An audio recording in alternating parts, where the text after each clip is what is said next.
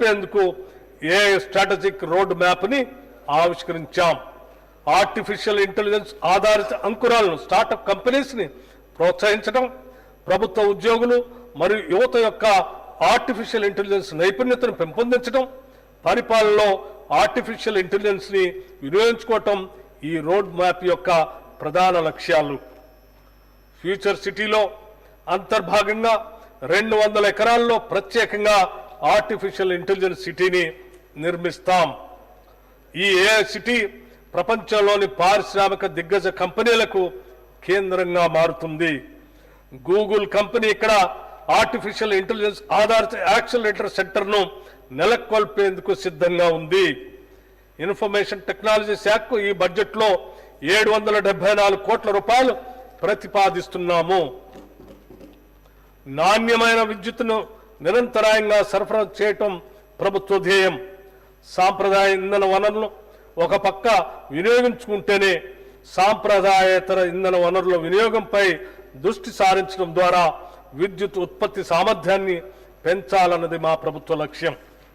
తెలంగాణ విద్యుత్ వినియోగంలో విశేషమైన వృద్ధిని సాధించింది. అంతేకాకుండా మన ట్రాన్స్కో తక్కువ సరఫరా నష్టాలతో దేశంలోని అగ్రగామి విద్యుత్ సంస్థల్లో ఒకటిగా నిలిచింది. ఈ సంవత్సరం తెలంగాణ గరిష్ట విద్యుత్ డిమాండ్ 16,918 మెగావాట్లకు చేరుకున్నా మనం ప్రజలకు నిరంతర విద్యుత్ సరఫరా అందించగలిగాము. పునరుత్పాదక విద్యుత్ ఆవశ్యకతను గుర్తించి తెలంగాణ ప్రభుత్వం clean and green energy policy 2025ని ప్రకటించింది.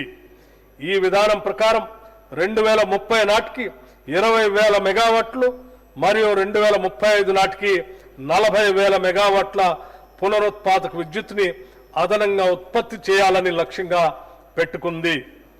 గ్రిడ్ స్థిరత్వాన్ని మెరుగుపరిచేందుకు శంకర్పల్లి వద్ద 250 మెగావాట్లు oblique 500 megahertz battery energy storage సిస్టమ్ను ఏర్పాటుకు నిర్ణయం తీసుకున్నాం.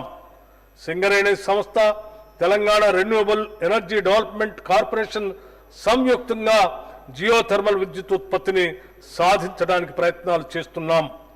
రైతులకు అందించే ఉచిత విద్యుత్ కోసం రాష్ట్ర ప్రభుత్వం 11,500 కోట్ల రూపాయల సబ్సిడీ రూపంలో విద్యుత్ ఉత్పత్తి సంస్థలకి కేటాయిస్తుంది.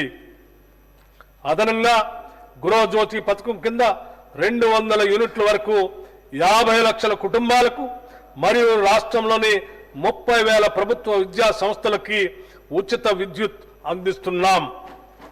ఈ పథకాల కోసం ఈ బడ్జెట్లో 3,000 కోట్ల రూపాయలు కేటాయించడం జరిగింది. నల్గొండ జిల్లా దామరచర్ల మండలం వేర్లపాలెం గ్రామంలో టీజీ జెన్కో ఆధ్వర్యంలో యాదాద్రి థర్మల్ పవర్ ప్లాంట్ నిర్మాణానికి కావలసిన పర్యావరణ అనుమతుల గురించి గత ప్రభుత్వం పట్టించుకోకపోవటం వల్ల తీవ్ర జాప్యం జరిగింది. మా ప్రభుత్వం కృషి చేసి అనుమతులు సాధించి 2 యూనిట్ల విద్యుత్ ఉత్పత్తిని ప్రారంభించింది. 2025 మే నాటికి అన్ని 5 యూనిట్లలో విద్యుత్ ఉత్పత్తి చేయడానికి అవసరమైన చర్యలు తీసుకుంటున్నాం.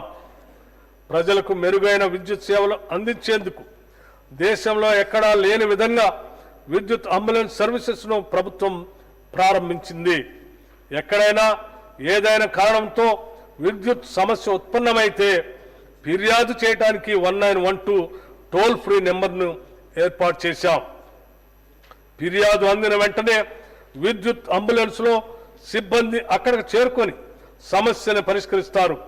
ఈ అంబులెన్స్లో ఒక అసిస్టెంట్ ఇంజనీరు, 3 లైన్మెన్లు 24 గంటల పాటు అందుబాటులో ఉంటారు. దీంట్లో ఒక ట్రాన్స్ఫార్మర్, థర్మల్ విజన్ కెమెరాలు, కేబుల్స్, రక్షణ పరికరాలు మరియు మరమ్మతుకు అవసరమైన ఇతర పరికరాలు కూడా ఉంటాయి. హైదరాబాద్లో 57 సబ్ డివిజన్లకు ఒక్కో వాహనం కేటాయించాం. త్వరలో ఈ వినూత్న సదుపాయం